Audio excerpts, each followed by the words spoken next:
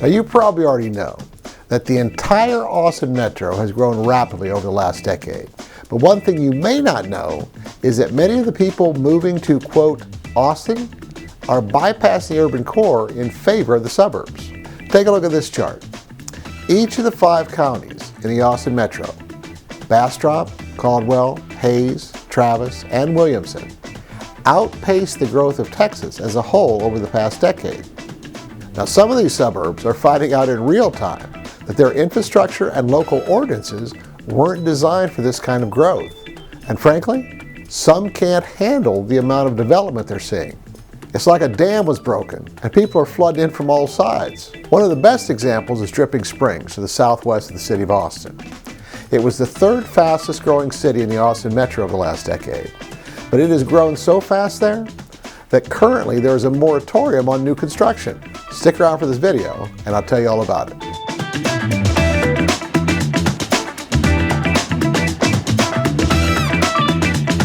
Dripping Springs was incorporated as a city in 1981 and is known for its tourism.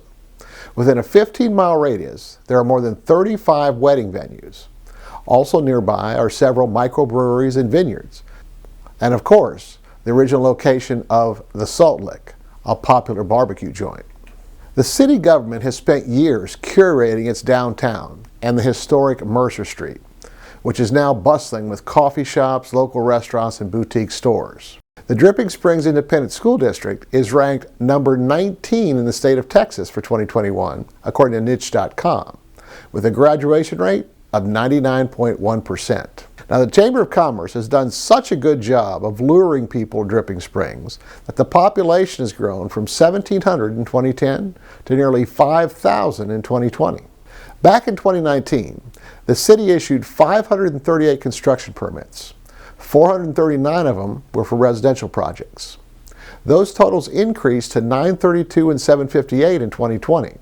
And in 2021, they hit 1,000, which was double what they had done just 2 years earlier. This boom has pushed Dripping Springs to its wastewater limits, currently at about 300,000 gallons a day. Now, the city was issued a permit to increase that capacity to 822,000 gallons a day, which is estimated to accommodate growth for the next 10 to 15 years. But that expansion was stalled by litigation from environmental groups who are concerned about dumping that treated wastewater into the nearby Onion Creek. In November, the City Council halted new development in Dripping Springs and its extraterritorial jurisdiction until the wastewater capacity could be expanded. Now, there have been some exceptions that have allowed developers to continue building, but this moratorium creates a great deal of uncertainty for any future developments. The housing in Dripping Springs is relatively young. For all the homes sold in 2021, the median year built was 2017.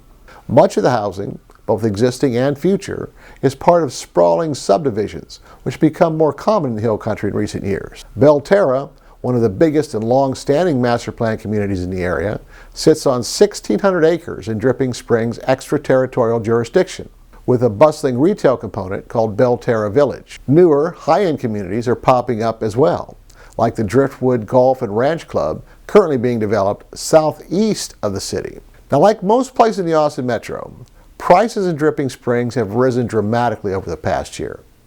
The median home price hit $590,000 in 2021, which is about 39% increase over the previous year. Clearly, the demand is there, and there are plenty of developers ready to build to satisfy that demand. But the challenge of rapid growth outpassing infrastructure is something that's not new in the Austin metro. There have been several other Austin area suburbs who have encountered it already. One example is Kyle, which is directly south of Austin on I-35. 20 years ago, it was very sparsely populated.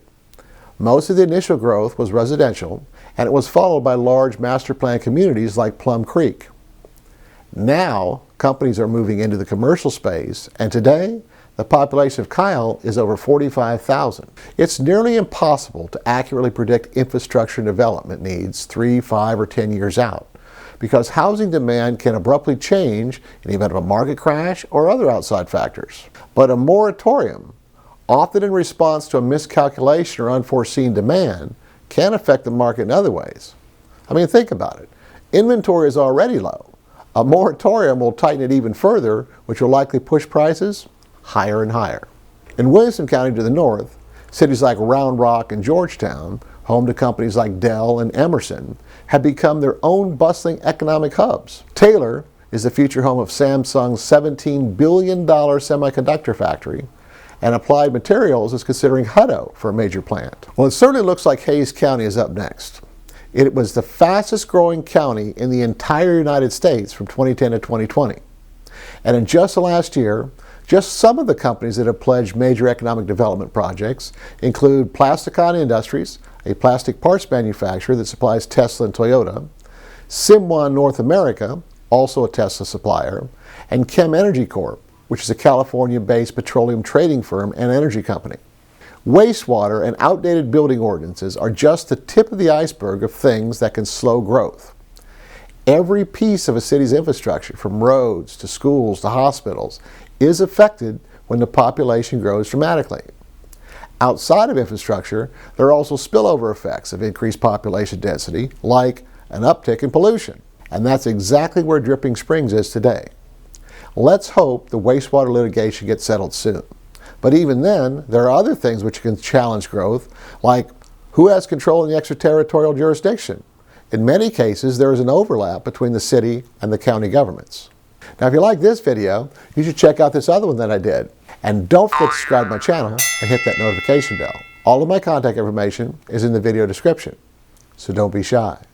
Let's make your real estate dreams come true.